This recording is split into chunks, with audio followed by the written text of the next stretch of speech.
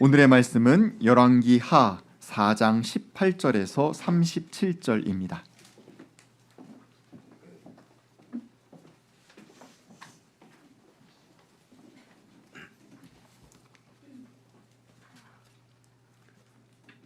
그 아이가 자랐는데 하루는 그 아이가 자기 아버지가 곡식 베는 사람들과 함께 곡식을 거두고 있는 곳으로 나갔다.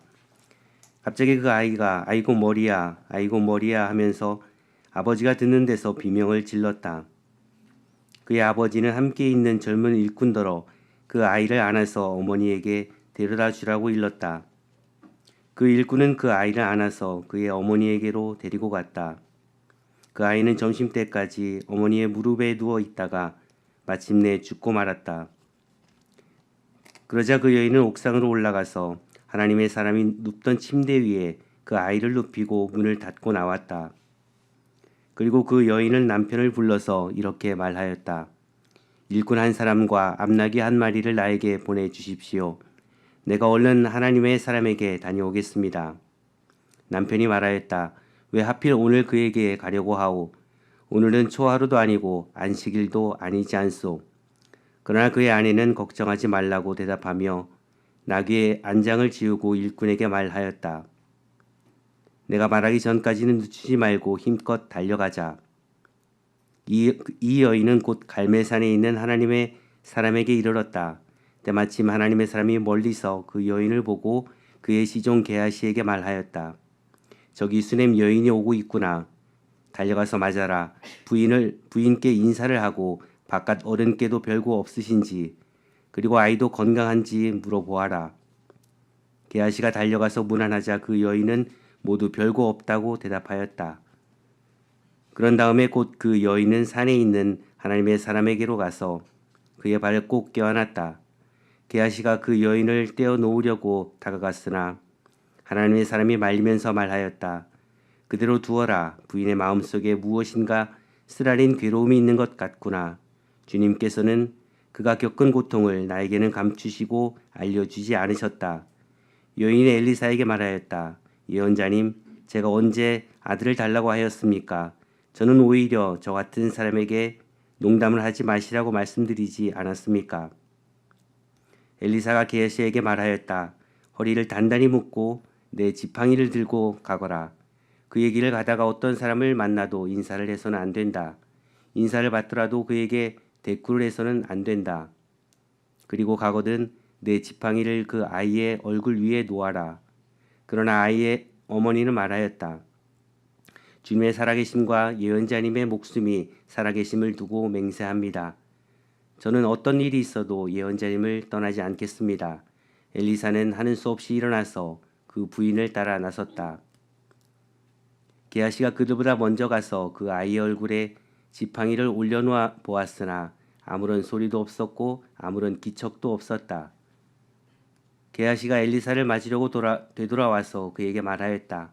아이가 깨어나지 않습니다. 엘리사가 집안에 들어가서 보니 그 아이는 죽어 있었고 그 죽은 아이는 엘리사가 눕던 침대 위에 뉘어져 있었다. 엘리사는 방 안으로 들어가서 문을 닫았다. 방 안에는 엘리사와 그 죽은 아이 둘뿐이었다.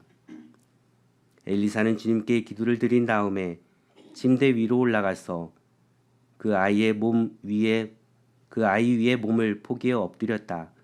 자기 입을 그 아이의 입 위에 두고 자기 눈을 그 아이의 눈 위에 두고 자기의 손을 그 아이의 손 위에 놓고 그 아이 위에 엎드리니 아이의 몸이 따뜻해지기 시작하는 것이 아닌가.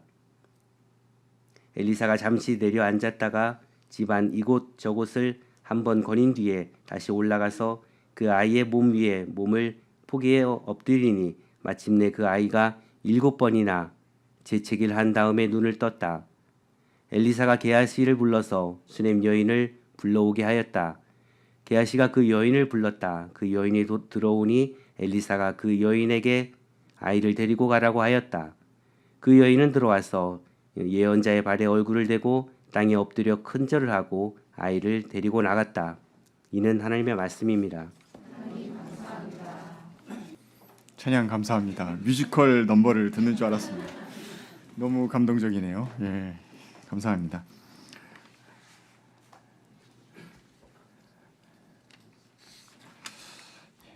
주님의 은총과 평강이 여러분 모두와 함께 하시기를 간절히 기원합니다. 오늘은 수냄 지역에 살고 있었던 한 부유한 여인에 대한 이야기를 같이 나누도록 하겠습니다. 그 여인은 나이가 좀 많이 든 남편과 함께 살고 있었는데요. 그녀는 대접하기를 아주 좋아하는 그런 사람이었습니다. 그녀의 환대 레이더망이 이렇게 돌아가는 가운데 어느 날 예언자 엘리사를 발견하게 되었습니다. 당시 엘리사는 갈멜산, 이스라엘로 따지면 다소 북부 지역인데요. 거기에 본거지를 삼고 정기적으로 주변 지역 갈릴리라든가 다른 곳을 순회하면서 사람들을 만나고 그들의 어려움을 돌보아 주었습니다. 수냄 여인 자신이 엘리사의 도움을 필요로 한 상황은 아니었지만 엘리사가 그렇게 많은 사람들을 돌보고 있다라는 모습을 보면서 저 모습이야말로 신적인 거룩함이 아닌가라는 생각이 들었고, 그래서 더더욱 그에게 음식을 공개하려고 했습니다. 그러다가 수냄 여인은 내가 음식을 대접하는 것만으로는 충분하지 않은 것 같은데 라는 생각이 한순간 든 거예요. 그래서 남편을 설득합니다. 저 엘리사라는 사람이 사람들을 돌보기 위해서 이곳 저곳으로 바쁘게 다니는 걸 보니 참 그 먼 길을 오가는 길이 얼마나 피곤하겠는가 하면서 그 중간에 우리 집의 2층에 다락을 좀 만들어 가지고 좀 쉴 수 있도록 배려해 주면 좋겠다라고 이야기합니다. 그래서 소박하지만 실용적인 다락방 하나를 만듭니다. 옥상에 벽을 두르고 침대와 의자와 등잔을 갖추어 둡니다. 그래서 엘리사가 음식만 먹고 또 다음 길로 바삐 또 가지 않고 좀 잠시 피곤한 다리를 쉬었다가 길을 떠날 수 있도록 자리를 마련한 것이죠. 어느 날 엘리사가 그 집 앞을 또 지나가다가 음식을 받아서 맛있게 먹고 다락방에 올라가서 누워서 쉬고 있었습니다. 이 유복한 여인의 환대로 인해서 나의 이 선교 여행이 참 훨씬 편안하고 수월해졌구나라는 생각이 엘리사에게 들었던 것 같아요. 사실 부자라고 해서 모두 다 사람들을 넉넉하게 섬기는 건 아니지 않습니까? 사실 소유의 부유함보다는 그 마음이 풍요롭고 넉넉할 때 사람들을 잘 대접하고 돌보기 마련이죠. 그런 의미에서라도 이렇게 정성스럽게 자신을 돌보는 수냄 여인에게 뭔가 감사 인사를 전해야겠다라는 생각을 합니다. 그래서 시종이었던 게하시를 통해서 수냄 여인을 부릅니다. 그녀가 엘리사의 방문 앞에 와서 섭니다. 엘리사는 혹시 자기가 직접 말을 건네면 그 여인이 좀 부담을 가질까 싶어서 걱정이 되어 게하시를 통해서 자기의 뜻을 전합니다. 이렇게 수고가 많은데 내가 좀 뭔가 도울 수 있는 게 있다면 도와주겠소라는 것이죠. 왕이라든가 군 사령관에게 뭔가 좀 청탁할 것이라도 있다면 내가 좀 대신 나서 주겠다라는 그런 의사까지 전달합니다. 지역에 살면서 좀 혹시라도 부당한 일을 겪거나 할 때 어려움이 있으면 도와주겠다라는 그런 뜻이겠죠. 그런데 그 뜻을 들은 수냄 여인이 대답합니다. 저는 저의 백성과 한데 어울려 잘 지내고 있습니다. 자, 오케이 한 겁니까? 거부한 겁니까? 네, 아주 예의 바르게 한국 사람인가 봐요. 잘 돌려서 저 같으면 못 알아들었을 거예요. 네, 잘 지내고 계시죠? 제가 좀 그래도 해주겠다니까요. 이렇게 얘기했을지도 모르겠어요. 예의 바르게 거부 의사를 표현했습니다. 낯설고 알지도 못하는 권력자의 힘을 빌어가지고 내가 이용해 보기보다는 우리 같이 지내고 있는 동네 지내고 있는 친밀한 친족들과 어울려서 어려움 해결하면서 잘 살아보겠습니다 라는 표현으로 들립니다. 내 목도 아닌 거 덥석 받아가지고 체하지 않겠습니다. 이런 뜻으로 느껴지기도 합니다. 그런데 그녀의 처지를 생각하고 이 말을 다시 곱씹어 보면 조금 의미가 다르게 느껴집니다. 그녀의 남편은 많이 늙었고 그녀에게는 아들이 없습니다. 아니, 아들을 가질 소망이 아예 없는 처지예요. 지금은 넉넉하고 부유하지만 늙은 남편이 떠나고 나면 아들마저 없는 그 수넴 여인의 미래는 아주 불투명합니다. 당시는 남성 중심으로 상속 경제가 이루어지는 시대였었어요. 그렇기 때문에 아들이 없는 가운데 남편이 떠나가고 나면 남편의 그 부유한 재산은 가까운 친족에게로 물려지게 됩니다. 그러니까 그녀는 아무것도 차지할 수가 없는 형편이 되는 거예요. 한순간 빈궁한 처지에 빠질 수도 있습니다. 그렇기 때문에 더더욱 그녀는 그 지역에서 남편의 땅을 물려받을 가능성 있는 친족들과 좋은 관계를 억지로라도 유지해야 하는 처지였던 것입니다.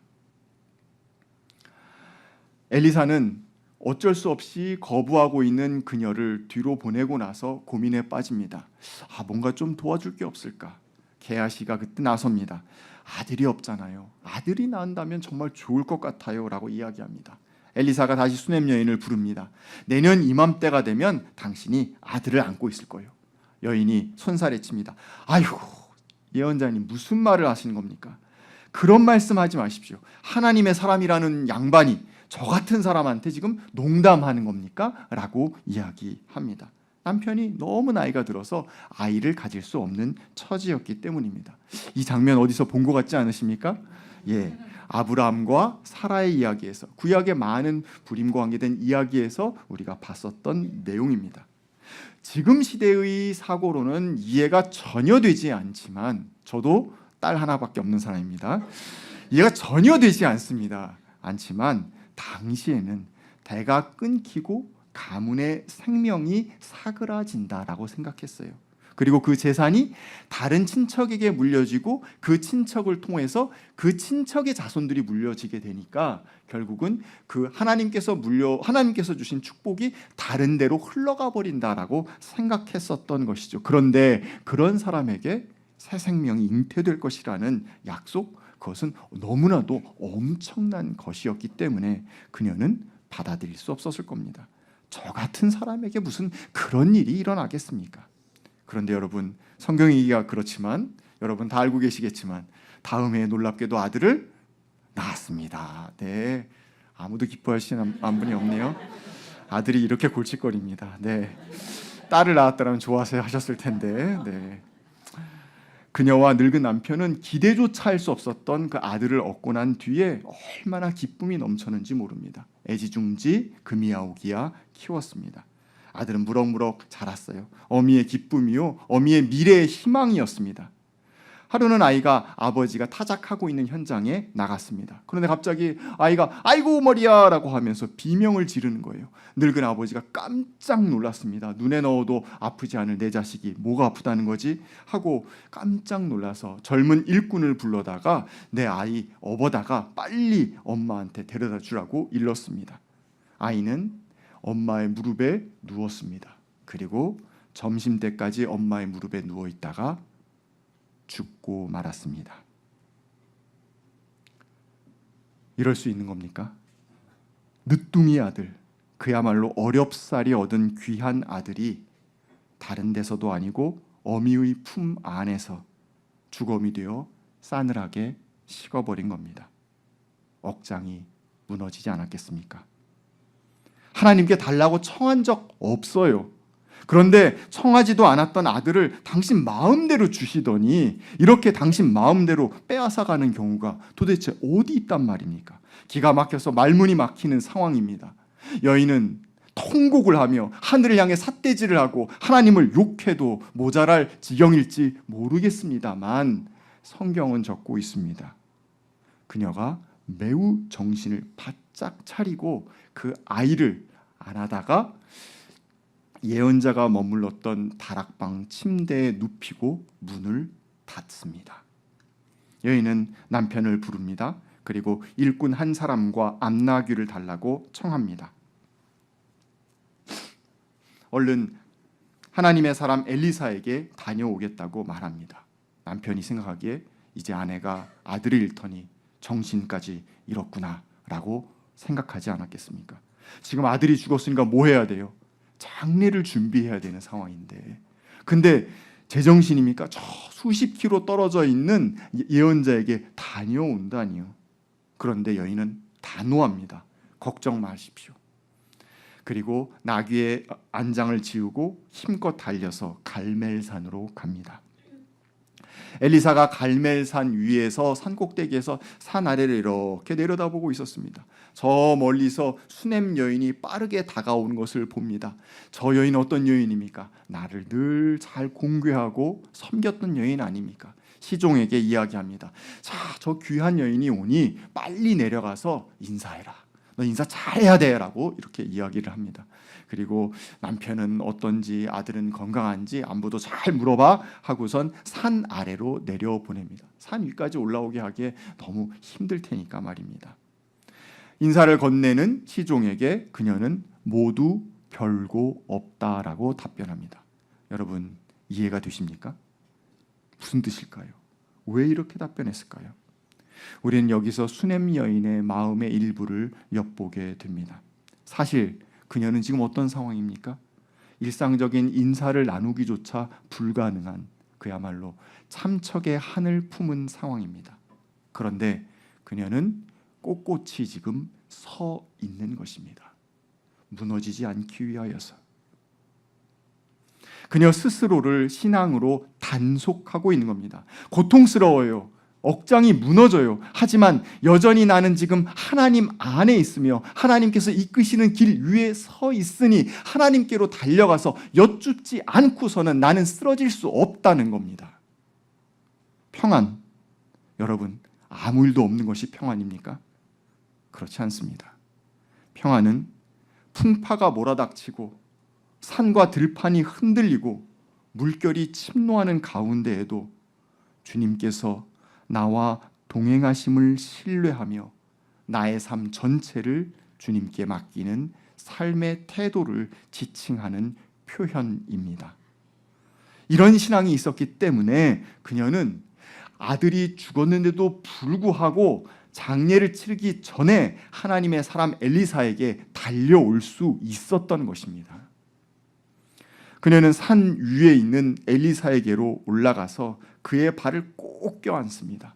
자, 여기 두 가지 이미지가 한꺼번에 나타나고 있습니다. 그녀는 산 밑으로부터 산 위에까지 굳이 올라올 필요 없으니까 라고 하면서 산 위에서 시종을 내려보냈는데도 불구하고 굳이 위로 올라갑니다. 상승의 이미지와 그리고 그곳에 올라가서 늘 문 앞에 서서 꼿꼿이 서 있던 그녀가 몸을 굽혀서 예언자의 발을 꼭 껴안습니다. 하강의 이미지가 중첩되고 있습니다. 그녀의 아주 간절함과 저 산 꼭대기 위까지 올라가서라도 주님을 만나 배워야겠다는 간절함과 하나님의 사람 앞에 무릎을 꿇는 겸손함이 분명하게 드러나고 있습니다. 평상시에 꼿꼿하고 기품 있게 서 있던 여인이 너무나도 다른 태도로 엘리사에게 다가오니 엘리사 또한 놀랐을 겁니다. 그녀의 마음속에 뭔가 쓰라린 아픔이 있는 것을 눈치챌 수 있었을 겁니다. 드디어 수넴 여인이 마음 깊이 있었던 참혹함을 입술로 표현합니다. 예언자님, 제가 언제 아들을 달라고 하였습니까? 저는 오히려 저 같은 사람에게 농담하시지 말라고 말씀드리지 않았습니까? 앞서 말씀드렸지만 고대 중근동에 사는 여인으로서 수넴 여인의 마음속에는 미래에 대한 불안과 그런 괴로움들이 있었습니다. 하루 이틀 있었던 것이 아니라 그의 삶 속에 계속 진행되고 있었던 것이죠. 하지만 자신의 삶에 충실하고자 애썼던 그녀였기 때문에 겉으로는 씩씩하고 단호하고 기품 있게 지냈던 겁니다. 하지만 겉으로 그렇게 아무 일 없는 듯이 지내면 지낼수록 그녀의 내면은 조금씩 상해져 가고 있었을 것입니다. 그 누구를 탓하겠습니까? 사람들은 아유 저렇게 부유하게 잘 살고 있는데 라고 말하고 있으니 가족에게 얘기했겠습니까? 누구에게 자신의 처지를 속사정을 이야기할 수 있었겠습니까? 그저 오늘 하루 남편과 잘 지냈으니 다행이다 하면서 하루하루를 지낼 수밖에 없었습니다. 그의 마음 가운데 옥죄는 그 압박이 얼마나 컸겠습니까? 아무렇지 않은 듯 지냈지만 그 누구에게도 털어놓을 수 없는 어둠이 그의 마음 밑바닥에 있었던 것입니다.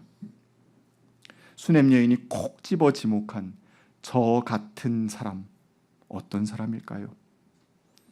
부유했지만 남편은 늙었고 아들은 없는 여인, 내일에 대한 희망이 희박한 사람, 겉으로 보기에는 씩씩하고 아무 일 없어 보이지만 그 마음 깊이 아래에는 늪과 같은 두려움이 깊이 잠들어 있는 사람. 뭐 우리식으로 표현한다면 지금은 어찌저찌 지내고 있지만 내일이 한없이 불안해서 어쩔 줄 몰라 하는 사람. 그래서 문득 잠에서 깨어나는 사람. 그런 사람을 가리키는 것 아닐까요?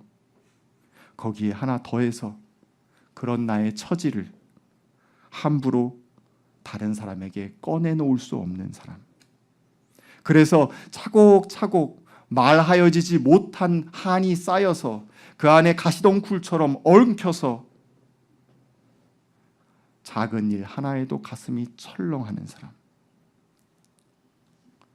엘리사가 내년에는 아들을 품에 안을 거요 라는 말을 아유 농담하지 마십시오라고 받아들이기보다는 야 진짜 그런 일이 벌어지면 어떡하나? 아니 그런 일이 벌어지면 좋겠는데 아니야 그게 무슨 소리야 라고 하면서 철렁철렁하는 사람, 소가리를 하는 사람, 그럼에도 도통 바깥으로 티를 낼 수 없는 사람, 그게 저 같은 사람 아닐까요? 사람들은 복잡하게 얽힌 관계망 안에서 살아갑니다. 구성원으로서 그 망 안에 있을 때는 그 망이, 그 관계가 그 사람을 보호해 줍니다. 그런데 구성원이잖아요. 여럿이 함께 있는 겁니다. 구성원의 면면은 다 다릅니다. 개성이 다르고 욕망이 다르고 참을성도 다릅니다. 그래서 같이 지낸다는 거 쉽지 않습니다. 사람들은 어떻게 합니까? 예의와 범절을 갖추고 또 적당한 거리를 유지하면서 그 안에서 어떻게든 적당히 살아가려고 합니다.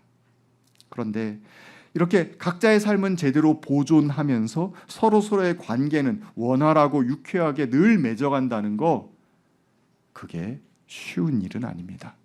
조심조심 하는데도 조금씩 상처를 주고받기 마련입니다. 살면서 일부는 무감각해지기도 하지만 그래도 조마조마한 가운데 큰 탈이 나거나 관계의 파국에 이르지 않도록 신경을 곤두세우며 살아갑니다. 마음 한켠에 지하 감옥 같은 것을 두고 묵혀둔 감정들을 하나하나 거기다가 집어 넣습니다. 속상한 일들을 하나하나 거기에 쌓아둡니다. 그래도 그냥 덮어둔 채로 아무 일 없는 듯 그냥 그렇게 하루하루 평정을 유지하며 살아갑니다. 문제는 내가 예기치 않은 대형 사건이 갑자기 발생할 때입니다. 아들이 죽는 것 같은 일 말입니다. 그 사건 자체로 나의 존재 자체가 요동칠 만큼 큰 일이 벌어지면 지금까지는 고매한 인격으로 애써 덮어두고 묵혀두고 가려두었던 온갖 마음의 상처들이 폭발해서 일어나게 됩니다. 전혀 연관성이 없어 보이는 감정까지 한꺼번에 묶여서 엉뚱하게 표면으로 확 분출해서 올라옵니다. 10년 전, 20년 전, 30년 전 일까지 꺼내는 거 괜한 일 아니지 않습니까? 그런 감정의 분출이 폭발이 일어나기죠. 어느 소설가가 한국인의 공통점을 3가지로 꼽더라고요. 정, 초코파이 정, 정. 초코파이 정의를 알아들으시는 분은 저랑 비슷한 분이시고 연인연배가 정, 그 다음에 한, 그리고 눈치라고 이야기합니다. 정, 뭐 여러분 알고 계시는 것처럼 관계를 내가 맺고 있는 사람들과의 어떤 공동된 경험을 하고 형성된 어떤 유대감 같은 겁니다. 정서적인 유대감이죠. 한은 뭐 서로 간의 욕구나 의지 이런 것들이 상충하다가 좌절되면서 파국에 이르게 될 때 생기는 어떤 원망, 상처 이런 것들을 한이라고 이야기할 수 있을 것 같고요. 눈치는 다른 사람의 기분이나 의도를 빨리 알아차리는 능력입니다. 부럽습니다. 어떤 사람은 이 눈치를 요령, 예의 바름, 감정 지능이라고 이렇게 표현하기도 합니다. 정이 되었든 한이 되었든 눈치가 되었든 이들 사이에는 공통점이 또 있는데요. 관계적 정서라는 것입니다. 우리 사회가 빠르게 발전하는 데 있어서 이것은 역동적인 힘을 발휘했습니다. 기여한 바가 분명히 있습니다. 그런데 동시에 집단주의적인 억압성을 개인에게 내리꽂는 우울한 측면도 또한 있었습니다. 그래서 사람들은 다 마음속 한켠에 그런 차곡차곡 쌓여져 있는 감정의 골방을 하나씩 갖고 있는 것입니다. 수냄 여인과 같은 삶을 살아가는 모든 이들에게는 그런 우울함이 마음 한켠에 있는 것이죠. 엘리사는 그녀의 그 오래된 쓰라림에 더해서 지금 발생한 그 갑작스러운 고통을 한꺼번에 알아봅니다. 고통과 괴로움 속에서도 겉으로 드러내지 않고 하나님 안에서 평안을 유지하려고 애쓰면서 한 걸음에 달려온 그 수냄 여인의 그 삶의 지향점도 또한 함께 알아봅니다. 그리고 그녀를 위해서 나섭니다. 먼저 젊은 시종 게하시, 그가 빠르게 갈 수 있을 테니까 자기 지팡이를 딸려줍니다. 이 지팡이는 엘리야로부터 두갑절의 능력을 받았던 엘리사의 현재 권능을 상징하고 있습니다. 엘리사는 게하시 보고선 도중에 사람 만나도 인사도 하지 말고 빨리 가라고 이야기를 합니다. 하지만 수냄 여인은 엘리사가 직접 나서주기를 간청합니다. 그녀는 이렇게 이야기합니다. 저는 어떤 일이 있어도 예언자님을 떠나지 않겠습니다. 떠나지 않는다. 함께한다. 자, 수냄 여인의 시신은 어디에 있습니까? 수십 킬로미터 떨어진 저 바깥에 집에 있습니다. 그런데 그 지금 엘리사의 집 안에서 수냄 여인은 엘리사의 발을 붙잡고 하나님의 뜻을 구하고 있는 것입니다. 떠나지 않겠다. 함께하겠다.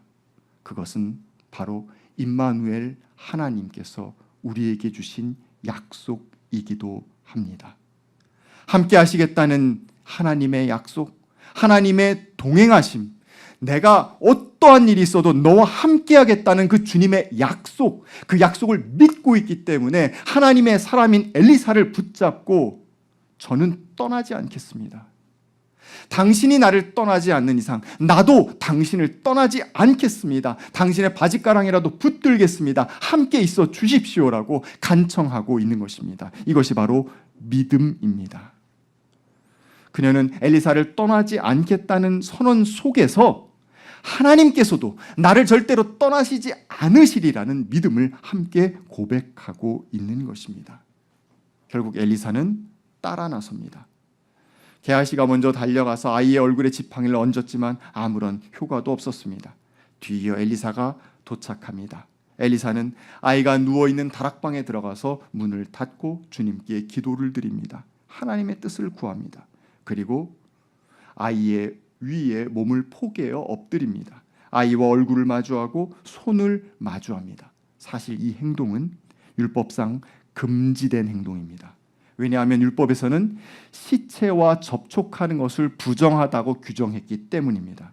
하지만 엘리사는 그 부정한 행동을 감히 저지릅니다. 이것은 엘리사를 통해서 드러난 하나님의 행동입니다. 하나님의 마음인 거예요. 하나님께서 우리와 함께 해주시겠다는 하나님께서는 모든 부정에도 불구하고 어떠한 난관에도 불구하고 그 부정한 접촉을 감히 저지르시는 분, 그분이 우리 하나님이십니다. 사랑이 많으시기에 어떠한 제약도 뛰어넘으시는 분, 그분이 우리 하나님이시기 때문입니다. 하나님은 여인의 마음 깊은 곳에 있었던 걱정과 두려움, 그 암울함도 다 알고 계셨습니다. 하나님은 지금 아들을 잃고 슬퍼하고 있는 어미의 마음도 다 알고 계셨습니다. 그를 긍휼히 여기시면서 그를 위해서라고 한다면 무엇이든 내 하리라 라면서 그 아이에게 다가간 것입니다. 그랬기 때문에 시체가 되어버려서 결코 접촉해서는 안 되는 그 아이에게 자신의 몸을 포개고 자신의 생명을 거기에다가 쏟아내려 주시고 계시는 것입니다. 주님은 당신의 백성의 삶에 모든 것을 쏟아내어서 모든 희생을 감수하고서 개입하시는 분이십니다. 엘리사가 이렇게 했었는데도 아이가 일어나지 못했죠. 기도 중에 살려주신다는 주님의 음성을 아마 들었을 엘리사는 포기하지 않고 다시 바깥으로 나갔다가 다시 들어와서 다시 한번 그 시신 위에 엎드립니다. 그제서야 마침내 아이는 7번 재채기를 하고 눈을 뜹니다. 아이가 살아난 것입니다. 수냄 여인은 이 시간 동안 아들이 누워있는 다락방에 들어가 보지도 못하고 밖에서 노심초사하며 하나님께 기도하고 있었을 겁니다. 내가 낳았지만 내 무릎에서 싸늘하게 죽었던 그 아이가 제발 주님의 품 안에서 돌아오기를 가슴 떨며 기다리고 있었을 겁니다. 아이가 돌아왔습니다. 그녀는 엘리사의 발에 얼굴을 대고 땅을 엎드려 큰 절을 하고 아들을 데리고 나갔다라고 성경은 적고 있습니다. 오늘 우리는 주어진 삶의 한계로 인해서 마음 아래 깊은 슬픔을 감추고 있었던, 그러나 티를 아무것도 낼 수 없었던 수냄 여인, 그 수냄 여인의 한스러운 이야기를 함께 보았습니다. 그 여인이 너무나도 안타까운 것은 눈에 넣어도 아프지 않을 아들을 잃었기 때문이기도 하지만 그 여인이 평생 짊어졌던 슬픔이 깊었기 때문이기도 합니다. 하지만 그녀에게는 아픔을 묵히는 만큼 그 시간의 흐름만큼 동시에 같이 깊은 믿음 또한 있었습니다. 임마누엘의 하나님께서 나와 함께 하신다. 어떠한 일이 있더라도 하나님과 동행하는 자를 버리지 아니하시고 당신의 모든 것을 걸고 구하기 위해 당신의 모든 것을 다하신다라는 그 믿음, 그것이 있었기에 그녀는 끝끝내 하나님께로 달려가기를 멈추지 않았습니다. 하나님 곁에 있기 위하여 모든 일을 다 하였던 것입니다. 이 시간 삶의 깊은 아픔을 가슴에 품고 있는 분들이 계신다면, 그럼에도 불구하고 하나님의 길을 걸으며 하나님을 앙망하고 계시는 분이 계신다면 낙심될 때마다 이 수냄 여인의 삶을 꺼내서 보시면 좋겠습니다. 끝끝내 임마누엘의 하나님을 믿고 자신의 길을 걸었던 그 여인의 믿음과 소망을 여러분과 제가 함께 나눌 수 있기를 간절히 기원합니다.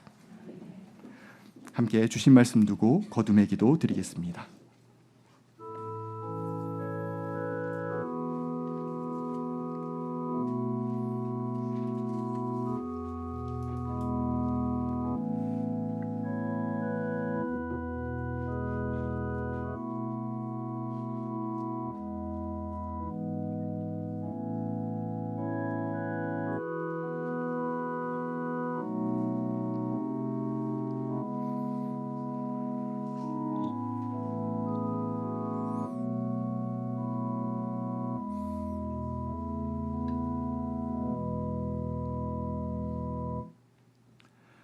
주님,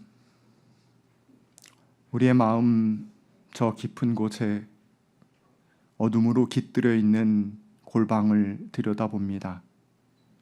차마 누구에게도 꺼낼 수 없었던 그 어둠을 이제 주님 앞에 내어놓습니다.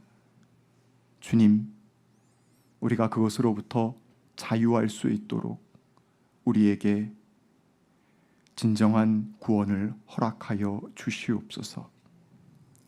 임마누엘의 하나님께서 우리와 늘 함께 하시겠다고 약속하셨으니 저희도 또한 우리 삶에 어떤 큰일이 벌어져도 주님과 함께 하겠습니다. 주님께 달려가겠습니다. 주님의 길 위에 서 있겠습니다.